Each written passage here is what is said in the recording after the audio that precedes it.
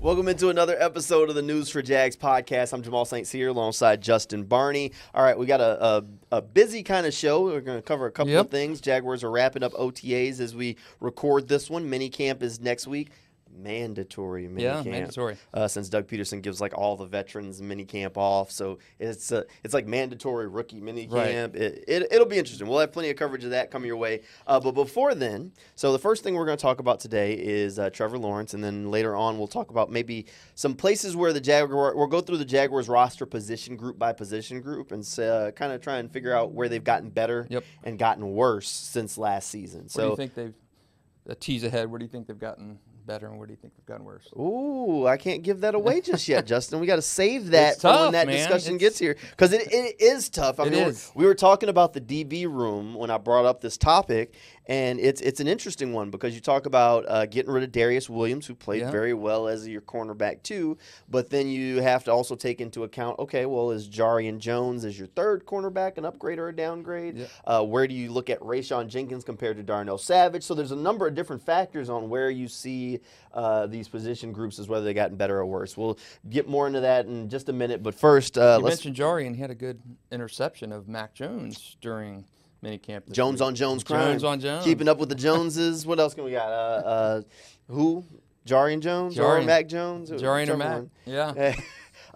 It works. So, look, OTAs have been good. I mean, I think there have been a couple of players that stood out. I think if everybody wrote down their player that they thought stood out the most, I think Jarian Jones is going to be in everybody's top three. Yeah, he's looked good. Yeah. He has looked good. And I had a chance to talk to Devon Hamilton this week and asked him about the disappointment because he was having an exceptional training camp. Now, this was heading into the regular season last year, exceptional training camp going into that regular season, but he had that weird back injury, spine abscess, but he has looked good getting back out. You know, where the defensive guys are at during minicamp, it's harder to see those guys, but the glimpses I've got of Devon and talking to him the other day, he is excited and ready to get back out there. Hey, so it's good to see the guys back in the mix. All right, so Trevor Lawrence is obviously trying to get a contract extension done. Jaguars are working with him. Deadline is maybe the start of training camp for this thing. Either it's done or they got to hit the pause button on it. Trevor wants the deal done. Doug Peterson wants the deal done. Everybody wants to see this deal get done for the most part, but there are still questions around Trevor Lawrence. So one of the guys who covers the NFL, and you have no choice but to respect him, Greg Cosell. If you follow the league at some point, you've probably heard him talk. He talked a little bit about Trevor Lawrence earlier this week on a podcast. Had some comments that weren't the most flattering for Trevor. Let's see what he had to say, and then we'll talk a little bit about it afterward. Generational quarterback. And again, everything I say, as you know, is based on studying film. He's not really at that level talent-wise. He has a good arm, but he's not a power arm guy. His deep balls at times lose energy on the back end.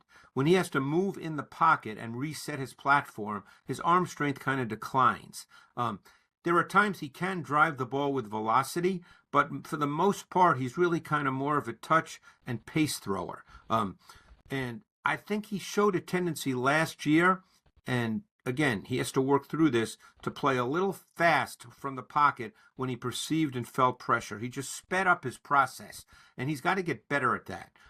So, I just don't know if overall talent, he's at the level of the top guys. I think he's a guy that needs a pretty complete offense, a multi-dimensional scheme, and a good defense. I think he's at the top tier of kind of the for want of a better word, system quarterbacks. All right, so that was Greg Cosell on Russ Tucker's podcast. I think there's some valid points in there, and then there's some other things that I don't necessarily agree with. So let me start here. So I think me and Justin definitely listened to that and have taken two different points of views on it, which is fine. So one of the things that I start with. You can question Trevor. Yes. If you question Trevor's arm strength, I don't know what you were watching. During Sunday Sports Zone, I went back and pulled a play from week 1 of last season where he literally threads the needle between two defenders that hit each other and get the ball to Calvin Ridley. And I just remember watching that game going, how did that get through there? And I've seen that from Trevor on more than one account, and I know that was one of the things that Cosell points out in that bite is, his arms, he's not a power thrower. Nah, dude's got some power when he wants to have some power. He does. I mean, I'd even say that he puts a little too much power on some short passes sometimes. I bet Travis Etienne might agree with me if we got him to talk to him about it. But let's just say I'm not on the same wave as Cosell. And I hate the generational term, so I completely get where he's coming from with that portion of it. Like, it's impossible for someone to be a generational every couple of years. That just goes against the definition of the word. But I think that Trevor is still on an upward trajectory and has not played his best football yet. Yeah, I mean, he hit some valid points in there, and I didn't agree with everything that Cosell had to say. I do see where he's coming from, and he said, hey, I'm dealing in facts, I'm dealing in analytics and scrutinizing film and all that. So I get it. The Trevor Lawrence was supposed to be the second coming. He has not been that. I think, if you were looking Trevor, just grading him on what he's done in the first 3 seasons in the NFL, he's been an average to above average quarterback. When you take the guy number one and he's billed as a generational guy, best guy since Andrew Luck, best guy maybe since second best guy since Peyton Manning. I mean, and you set Trevor up on this pedestal. He has not achieved that. There's no way to sugarcoat that. He's got 60 turnovers in the NFL since he came into the league in 21. 60 turnovers. ESPN had a good stat that said there are only 11 players in the NFL who've come in the NFL since 1978, 1968 who have had 60 turnovers or more in their first 3 seasons. 11 players since that long period of time who have had 60 or more turnovers in their first 3 seasons in the NFL. 3 of those were eventual Hall of Famers. So that, again, you can look at that as you may and say Trevor may still be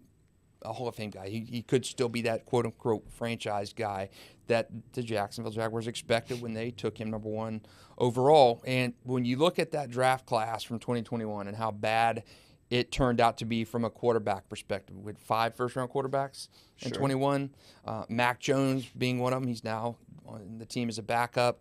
Justin Fields, we saw what happened with Zach Wilson. So that class underachieved significantly. I don't think Trevor is a bust at all.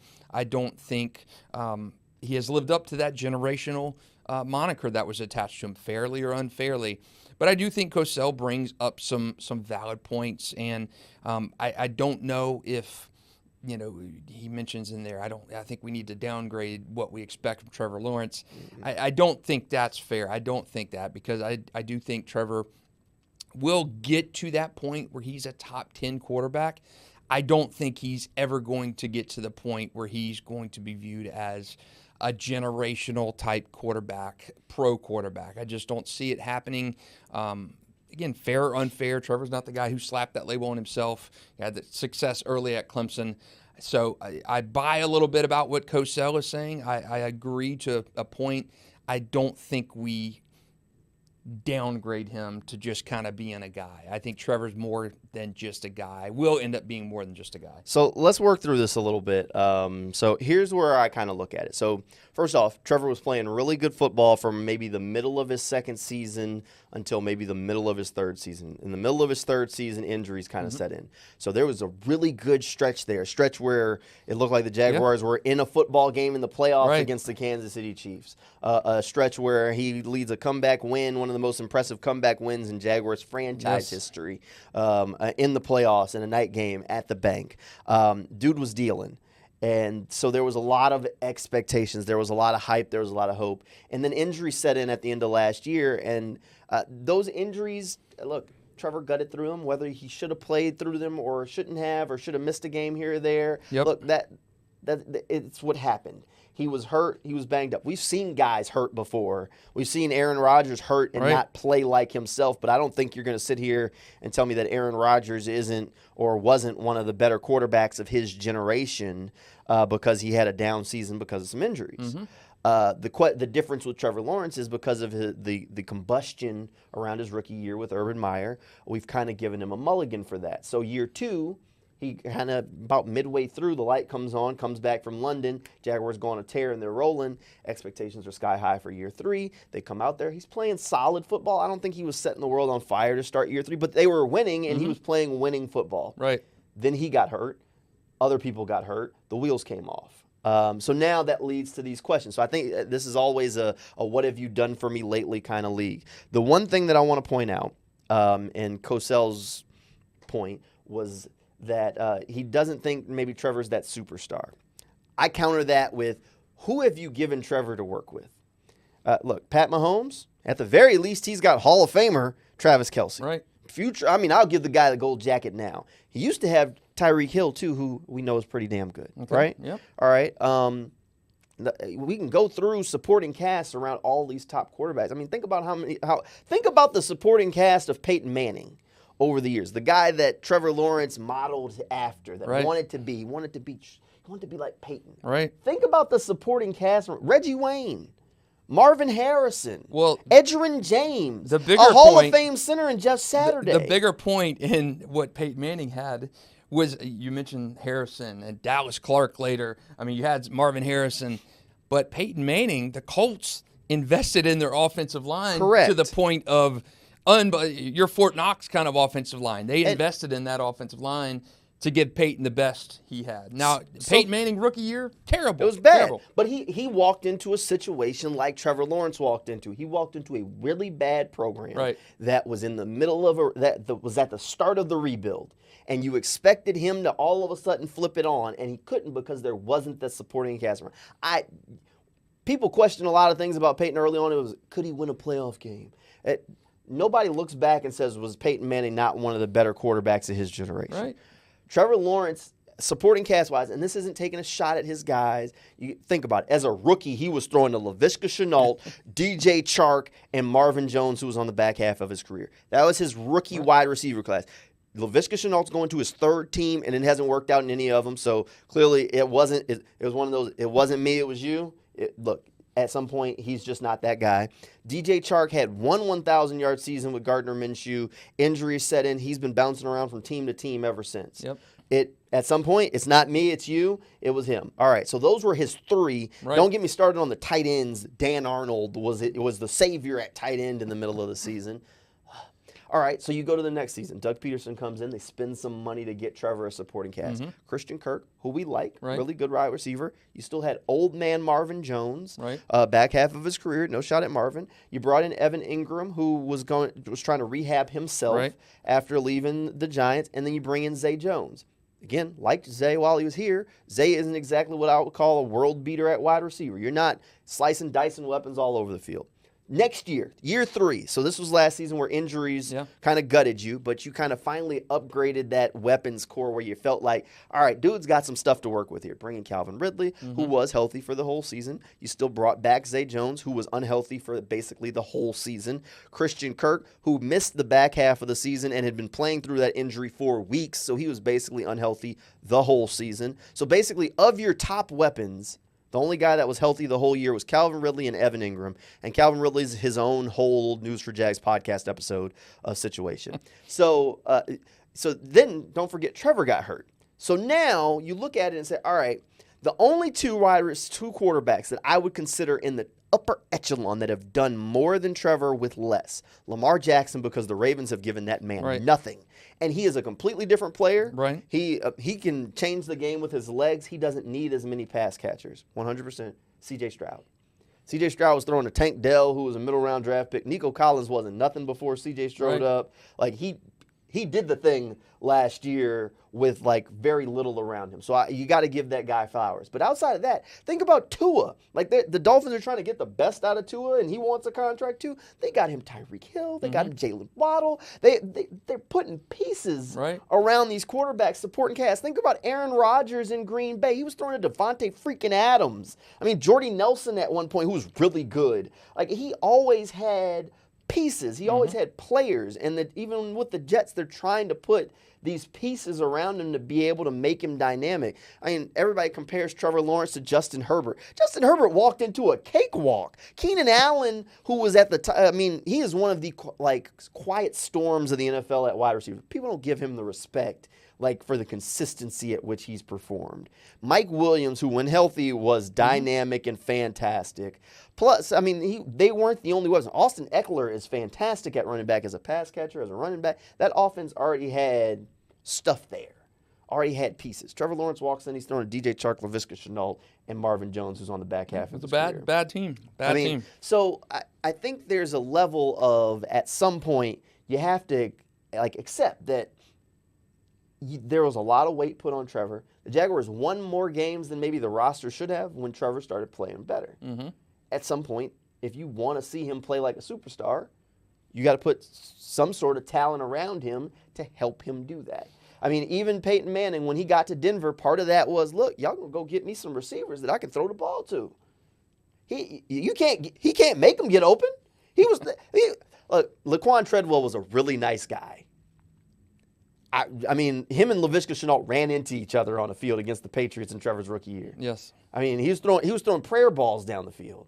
So at some point, I understand there's criticism of Trevor. I understand there's question marks, and Christian Kirk and Evan Ingram are fantastic. You got to add that third guy. I think they've tried to go and do that and add some more weapons, bringing in Gabe Davis, bringing in Brian Thomas Jr., because they see we got to invest in this guy if you're ever going to get to that point to see what he really is. Right. Because if he's out there throwing a DJ Chark, Laviska Shenault, and Marvin Jones, nobody's ever going to know. Oh, and by the way, on top of that, the offensive line sucked. So he was also running for his life and trying to figure out a way to get one of these guys open, which, again, of the three, Marvin Jones is retired, DJ Chark's been bouncing around from team to team, and Laviska Shenault is now on his third team because the Jaguars traded him to Carolina, didn't work out in Carolina, and now he's in Seattle. Yep. So how can you make any sort of judgments on this guy to say that he's not something when he's producing with guys? I mean, Christian Kirk, nice guy, good receiver. I think he's an underheralded receiver. First 1,000-yard season of his career with Trevor Lawrence. Right. Zay Jones' best season of his career with Trevor Lawrence. So if he's Evan Ingram's best seasons of his career with Trevor Lawrence, if Trevor is making these guys better, which is what that says. I mean, this is just purely box score, and I mean, the stats say that they've had their best years of their career with him. Does that not mean he's helping these players elevate their game, and that's not what you want your quarterback to do? He could, but there's a dearth of talent on Jacksonville. Where? And is Jacksonville better now than they were in 21 when Trevor's a rookie? Absolutely. Yes. Oh, yes. No argument there. But are they Jared Goff, do you think he's surrounded by talent? Amon-Ra St. Brown is one of the best receivers in the league. Jamison Williams is a burner. Who's the other guy they have at receiver? I can't even think about it right now. But Amon-Ra St. Brown's legit. And they went and got Sam Laporta, who was one of my guys in the draft. But he was fantastic last season. On top of that, plus they went and got Jahmyr Gibbs, who they wanted to use as that offensive weapon to move around the field. And you brought in was it David Montgomery? Yeah, it was David Montgomery last season, and now he's gone. But Amon-Ra St. Brown is fantastic. I mean, if you give me a pick right now, and I've never talked to Amon-Ra St. Brown in my life, but if I'm picking him or Christian Kirk, I'm picking Amon-Ra. You're picking him. Okay. I'm gonna go through this list of PFF quarterbacks. All right, what you got? So I got to put my glasses on because my detached retina is still not as good as it is. Okay, so we're PFF has got tiers of quarterbacks. So I'm going to throw these out to you. I have not done this. Okay. And I'll tell you right now. So a couple years ago, Jamal and I think it was Trevor's first year going into the second year, we said if Trevor could get into that upper crust of NFL quarterbacks, I think we at the time we're like 10, 11, 12. We're like, if he can get there, success. Jacksonville can make that leap from rookie year Trevor to playoff team Trevor. They actually did that that year. So Trevor on this PFF list right now is number 12. Okay. Who's the 11 ahead of? Number 1, Patrick. Number 2, Lamar Jackson. I'm with you. Okay. Joe Burrow, Josh Allen, and then those are the tier 2 guys. So that's tier 1? Mahomes was 1. Oh, Mahomes is in a tier all alone. He's in his tier all alone. Okay. You got Lamar, Joe, Josh on their own tier number 2. Okay. So that's 2, 3, 4. Tier number 3, guys who can get you to the postseason. Okay. There's a few of these guys here. Number 5, Justin Herbert. He's always kind of locked into that 5th spot every poll I've seen of his rankings. Dak Prescott, Matthew Stafford, which is surprising to me. Aaron Rodgers at number 8, Jalen Hurts 9, C.J. Stroud 10. So Trevor's not in the get you to the playoffs tier. Trevor is not in the postseason caliber quarterbacks, according to PFF. Did he beat Justin Herbert? He did in the playoffs. Did he beat Dak Prescott? He did. Who else is in 2 that years tier? ago? Matt Stafford, Aaron Rodgers, Jalen Hurts, C.J. Stroud. 1-1 against Stroud. Yeah, 1-1 against them. 0-1 against Hurts. But he beat Dak, and he beat Herbert in the playoffs. In the playoffs. He beat Justin Herbert on the road in San Diego. He beat Justin Herbert in the playoffs in a game where he spotted him 20-plus points. Right? Right. Am I crazy here? Am I missing something? No. How you gonna have that guy that high up okay? All right, we're getting into tier 4 now. Okay? All right, tier 4. There's 7 tiers. So 7 tiers. Trevor's in this. Trevor's right in the middle. Right in the middle. And Okay. we've kind of always talked about Trevor being right in that top 10, 11, 12. Okay, tier 4. Here we go. Jordan Love, number 11. We got Trevor at 12. Okay. Brock Purdy, 13, which I thought was a little low for him. Tua at 14. Kirk Cousins. Get to him in a minute. 15. Jared Goff, 16. Kyler Murray, 17. Geno Smith, 18. Caleb Williams, 19. Caleb hasn't played. And that's the end of tier 4. Okay. Where's Baker Mayfield on their tier? Baker is lower down here than Sheesh. Okay. than this. Than Caleb Williams. All right. You want me to go to the rest? No, you're good. You're Okay. good. Look, so you got Trevor at 12. I don't hate being at 12. I can make an argument on a few things on how you rank it. Again, beat Justin Herbert in the playoffs. I'm just gonna say that. But let's talk about the 11. Let's talk about that tier right above him. Get you to the playoffs tier. I think that's where our focus is. Okay. Because I can understand. I mean, I can make a solid argument that Joe Burrow has looked shaky at times. Yes. Out there playing football, and just like I know what Joe can do, and we know Joe's gotten the Bengals to the Super Bowl before. But there's also times where Joe's out there, and that Bengals offense doesn't look. Let me run crispy, these by. So I'm okay. Run these 6 by you again. Okay? All right, let's do it. Justin Herbert. Trevor better than Justin Herbert in your opinion? Man, yeah. Consistently better than Justin Herbert. Has Trevor lost to Justin Herbert? He is not. He's 2-0 against He's him. 2-0, right? Okay, so Is he a better quarterback for his team than Justin Herbert is for his team? Yes. Okay. Justin Herbert was surrounded with a dearth of talent. They've now invested in the offensive line heavily. Rashawn Slater, fantastic young tackle for him. Plus, he was already throwing to Keenan Allen and Mike Williams. Mike Williams just got paid as an old man with neck injuries. Keenan Allen now with the Chicago Bears, and they're ecstatic to have him for Caleb Williams. Okay. I'm just saying, nobody's leaving Jacksonville, and other teams are throwing a party because they got him. All right. All right. Then, next one, number 6 on the PFF list, Dak Prescott over Trevor. I can understand that. I think Dak Prescott gets a lot of undue hate, mostly because of the brand he plays for. Yep. I do think Dak is good. I can understand Dak. Okay. The numbers speak to that one. That's he's also surrounded by a dearth of talent, has played behind one of the best offensive lines in football for years now consistently. CeeDee Lamb is fantastic. Yeah. Their wide receiver core has been stacked for years. Yes. Their offense has been stacked with talent for years. So Dak is set up, and I don't think there's any disagreement. Dak has been set up better for success in his career than Trevor probably ever will be. Number 7 on this list, Matthew Stafford, I thought was a little high for him. I mean, old man Stafford won a Super Bowl in L.A. Is he better for the Rams than Trevor is for the Jags? I think if you gave the Rams a pick right now, if they could pick between Matthew Stafford or Trevor Lawrence, and even if you threw age out the window, I think they'd take Trevor. Okay. Again, supporting cast, Cooper Kupp.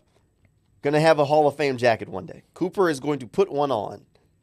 What do you want me to say here? Like I get it though, but I respect to Matthew Stafford. Okay. Here's 8, 9, and 10. Okay, Aaron Rodgers, Jalen Hurts, C.J. Stroud. We haven't seen Aaron play in 2 years. Stroud's played a season. I gave Stroud his credit earlier. Done more with less. Lamar Jackson, C.J. Stroud. That's the list. Aaron Rodgers, we'll see what he has this year. The Jets are trying to ramp up the weapons around him. Who was the other one? Jalen Hurts. Yep. Jalen Hurts. They, again, put weapons around him. They gave him a dominant running game behind a big, chunky, strong offensive line, and they went and paid A.J. Brown and then drafted Devonta Smith. All right. Like, Weapons. And we're into Trevor's tier now, which is tier 4 in here. We'll go with the guys right around Trevor. Jordan Love at 11, Brock Purdy at 13, Tua at 14, Kirk Cousins at 15. So 11, 13, 14, and 15. Are you taking any of those guys over Trevor? I'll give credit to Jordan Love. Yeah, quarterback last year, first year starting, playoff First year guy. starting, played well. Supporting cast wasn't necessarily strong. I can understand putting him in that position. Brock Purdy, again, I know what you're going to say about Brock. System, the structure he went in was fantastic. The players around him, you got C-Mac toting the ball. I mean, that's crazy. Tua is an interesting study because until last year, you didn't really know about Tua. You didn't. You did not know about him. And they surrounded him with weapons. Yeah. And then 15, we can go to 16. Kirk Cousins 15, Jared Goff 16. Jared Goff, I mentioned Just got paid. a couple weeks ago on our draft show or on our schedule release show, Jared and Trevor. I mean, that's common. I mean, Jared is a number 1 overall pick. He flamed out, and I say flamed out. He got the Rams to a Super Bowl, but was never kind of an awkward fit there. Didn't shine. Has come to Detroit and kind of reinvented himself, and he's been the last guy quarterback-wise to get that mega contract. And Trevor's going to probably get one identical to that, or maybe even increase a little more. Kyler Murray, Geno Smith, and then Caleb Williams. To me, I think Trevor is better than all three of those guys. Not even a question. I don't even want to hear it. There's no solid argument you can give me that he's better. Like Caleb Williams could be, but he hasn't played it down yet. I don't want to hear it. So look, I don't hate being at 12. I don't like that he's in that tier below playoff ready. Again, I think injuries were a big problem for him last year. If you take out right before he got hurt and up until that middle ground of that second season, the light's on. Yeah. That team's rolling. He's playing winning football. That's a good quarterback. And I agree with you there. At 8-3, they look good. They're playing winning football, but he did not particularly play well. It felt like he regressed from something happened between, and this goes into a whole nother dynamic of play calling and comfortability, and how comfortable was Trevor with that offensive line in front of him, and was he holding back? Did he not trust the Press Taylor play calling as much as when Doug was calling games in that second half of that season last year? Press was calling games in that drive too, in that run to the playoffs drive. So something was not clicking for Trevor, even in that 8-3 start through that 11-game stretch. Trevor was off last year, and they weren't winning games because Trevor was out there lighting it up. He was struggling, not consistent. Yes, winning football is a good metric and a good medicine to kind of smooth things over. And Trevor could kind of be forgiven if he wasn't playing the best ball. They were still 8-3 and in the contention for number 1 overall seed in the AFC playoffs, but he just wasn't playing well. And I don't know if that's, can that be rehab? Was it a confidence issue? Was it him not trusting Calvin Ridley or his offensive line? What was the case? But Trevor was not playing like the second half of the playoff season, Trevor. Right. In that 8-3 start last year. So that's a little worrisome to me. And that's why I'm a little bit hesitant to push Trevor too high into that. Again, I don't agree totally with the Cosell, but I see his valid points. I don't think Trevor is ever going to be that quote-unquote generational kind of prospect that he was sold to be. And again, that's no fault of Trevor. I think he's going to continue to improve and get into that top 10 quarterbacks. I just don't think he's quite there yet. Now, Jacksonville, for the years of Blake Bortles and the Byron Leftwiches and stuff, he's a fantastic quarterback for Jacksonville. And I think, the people saying Trevor's a bust and all that stuff, they're out there. You're missing I still see it all the time. I totally don't agree with that. Where's your ceiling? Top 10, top 5? I'm going to say top 7 for top Trevor. 7. Yep. I'm right in that realm. I'd say top 5, top 7, somewhere in there. I think he can get to that point. So you're not out on Trevor. You hear all of it, and then he says, he could be a top 7 quarterback. So no, he's not. And I agree. There's still something to prove for sure. Absolutely. We still need to see the one thing with Trevor, and I said this last year. We still have to see it for the full season. Yeah, we saw it for 7 games. Yes, and that's been it. And that's my problem with Trevor is, you're going to hand Trevor the money. I have no problem with a big contract extension because you can lock your franchise quarterback into. Look at Dak Prescott.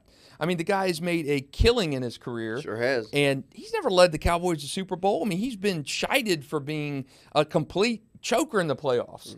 But would you rather have Dak Prescott or would you rather have somebody else? I mean, for a franchise like the Jaguars that have been just killed by bad quarterback play. Blake Bortles, I mean, years of Blake Bortles in the franchise. I mean, you cannot let Trevor Lawrence go. I mean, he is your guy.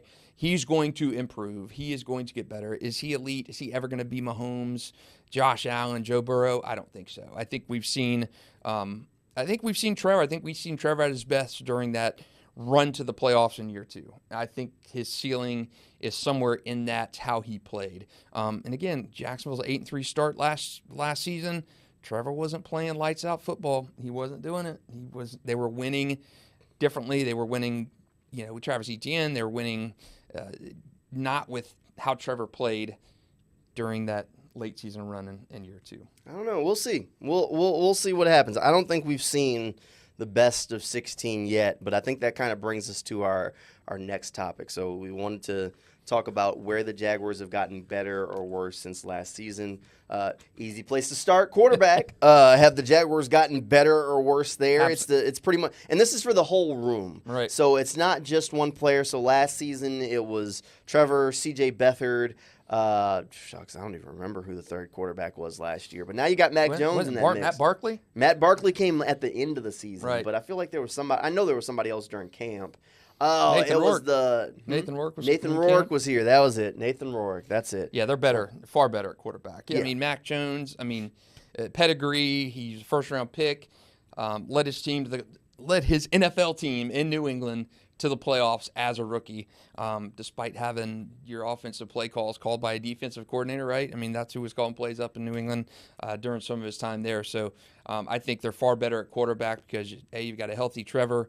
C.J. Beathard is what he is. You know what his kind of MO is. He can win you a game here or there. But, yeah, the addition of Mac Jones makes that quarterback room far better just from a depth perspective. Look, I agree. I have no argument there. I think the Jaguars quarterback room's definitely upgraded much better. You add Mac Jones into the mix, and I think that's a simple upgrade. Yep. You still got CJ, and then you say you got a healthy Trevor Lawrence, so you're better than where you were at the end of last season. We'll see if we can get a better version of him to start the season. So that's going to be interesting to watch. All right, over to running back. The room, still another one that's very similar to what it was last year. Not a whole, maybe biggest changes adding Keelan Robinson, the rookie, who we really don't know how much he's going to play at running back. If he's playing any meaningful snaps offensively, you're in trouble. I think he's a kickoff guy and return game kind of specialist. I don't think Keelan Robinson. I was not a fan of the draft pick. I think I like Dearness Johnson and I like Tank. You got to figure Tank is better build off that last season. I mean, he had a terrible rookie season, but he's looked good. He's looked good in camp. So I think that is probably a wash from where it was last year. A wash or maybe a slight step forward just because you say, all right, maybe Tank second year. You can't have those same rookie mistakes as a year ago. So if it's, I mean, it's definitely not worse. Yeah. But maybe a slight step up, but not much. Nothing to write home about. All right, wide receiver. This is one that I think is worth talking about.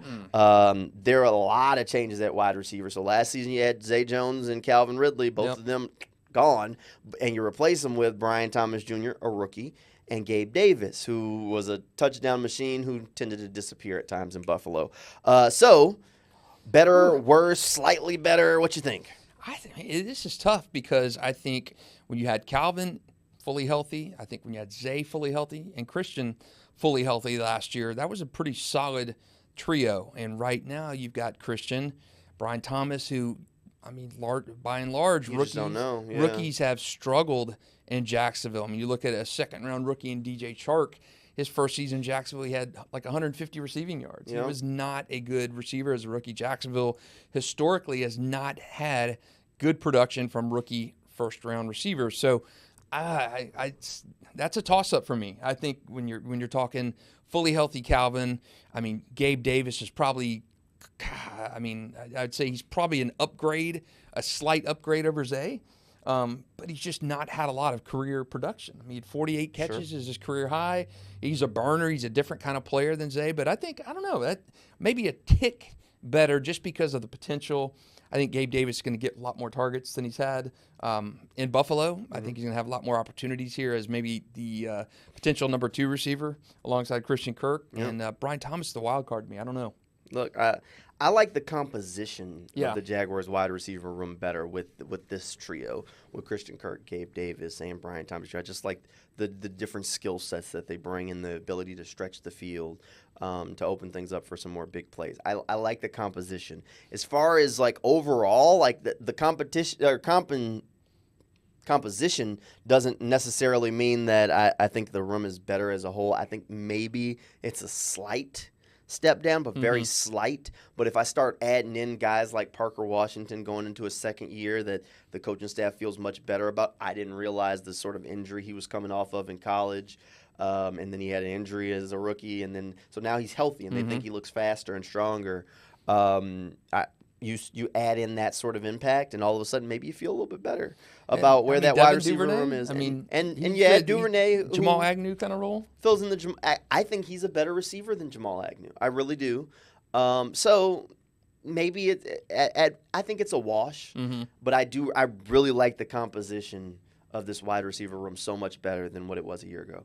All right, another one that's an interesting conversation. How about the offensive line? So the room is largely the same, but you got second-year Anton, and you added in Mitch Morris to take over at center. So what do you think? It's better. I mean, I like it better just for the addition of Morse and the veteranism of Anton. I mean, you figured he's going to be better as a rookie. Offensive line stunk it up last year. And I know Cam Robinson has talked about it was, people got a bad rap, Jags offensive line bad rap. Anton has mentioned they're going to be better this year. They stunk last year. I mean, there's no way to sugarcoat that, lipstick on a pig, nothing. They were bad last year, bad. There were injuries, ineffectiveness, guys playing out of position due to injuries, no continuity on that line. They have got to be better this year. I mean, Trevor was sacked career high 35 times in 16 games, not even 17, 16 games, 35 sacks. They've got to be better. But again, I think that room improves because you add a veteran like Morse in there. That was a big weak spot on that team. So just by the health in that offensive line room now, in the addition of Morse, I'm going to say it's a nick better. Yeah, I can see that one. That one's tough, but you say the addition of Morris and you stayed the same, maybe a tick in the right direction. So we kind of wrap. I mean, we can do tight end, but again, another room that kind of stayed the same pretty much. It's a wash. I mean, Brenton Strange, you got to hope he does something. Overall, the offense, I think we didn't say any position got worse. Right. So that's a good sign. Maybe a small step better, I think. So the offense in a better position than they were a year ago. All right, I think there's some more interesting conversations to be had on defense. Before we get to defense, kicker, Cam Little compared to Brandon McManus. Well, you don't know. Yeah, you don't know. I mean, he's a better human being right now. We don't have to dive into the McManus legal situation, but we like Cam Little from that standpoint. Just a little bit better. Just a little bit better. All right. Okay. So defense. You want to start on the back end? Or you want to start on the front end? Either way, I mean, I think overall it's probably better. You think the defense? Okay. Yeah. So let's start with the defensive line group as a whole. So they added Eric Armstead. Have they lost anybody on the defensive line? I don't think so. So basically, Smoot was you lost lost guy last year. Who was a guy there, but you add Armstead, you add Gibson, Travis Gibson, you add those two big rookies, Mason LSU. Smith and Jordan Jefferson. So I think it's more than a tick. I think that's a real improvement. When you're talking about maybe swapping out DeJuan Smoot for Eric Armstead, massive win. Yes. When you're talking about adding, a second-round rookie who I still think was a reach, Mason Smith, and then Jordan Jefferson, they want to get bigger and stronger and more physical on the defensive line. You got Roy Robertson Harris, even though we've seen him in a walking boot at OTAs and minicamp, he's going to be back and better. They like Roy. He can give them those minutes and reps and snaps. So I do think that defensive line got significantly better. Probably the biggest in year to year improvement on the team, I think, comes from that defensive line. Yeah, I think that one's easy. I mean, that is such a massive improvement. Yep. And that's where you want to win in the trenches. Linebacker, for the most part, you stayed the same. Nothing crazy there. So I mean, I'd say it's almost a wash. They're going to go from one system to another. Like technically, we were including like Josh and Trayvon and linebackers previously. They're more defensive ends in this system, but so overall, linebackers are a wash, right? Yep, I think so. I mean, unless you want to look at Ventrell Miller coming back or Cyr coming back, we don't know. You just don't know until they play. All right, secondary. So this is the last spot on the defense. We'll do it as a whole, cornerbacks and safety. So you lost Darius Williams, who was playing good football. Despite some of the discussion points we could have, you lost him. You lost Trey Herndon, so that was two of your starters in a corner. Those are the only two corners you lost. At safety, you lost Rayshawn Jenkins, who was starting. You replaced them with Darnell Savage at one spot, and then you also replaced them at corner with Ronald Darby and Jarian Jones, who you drafted. Do you feel better or worse as the secondary as a whole? Because I think this one is the one I kind of teased early as an interesting discussion. Because you're taking out known guys in that defense. I mean, Darius Williams was impactful. I mean, I think you could probably make a case for him being their best guy in the secondary, or best guy in the corners last year. I think Cisco was in that conversation as the best guy in the secondary. But that's tough. I mean, I think they're on paper, I'm kind of conflicted about this because you take out Rayshawn, he was really good in Jacksonville, and you take out Darius, who was their best corner last year, and you put Savage and Darby, I mean, those veterans in there, and Jarian's potential. But I think maybe a tick down in this situation. Tick down for the secondary?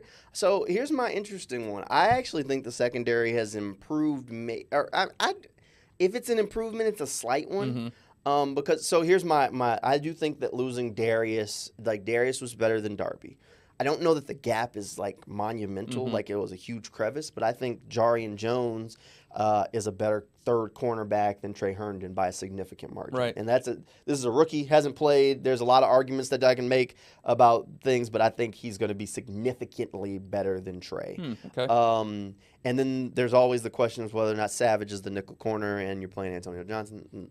We're not getting into that right now. So we say Savage or Rayshawn Jenkins.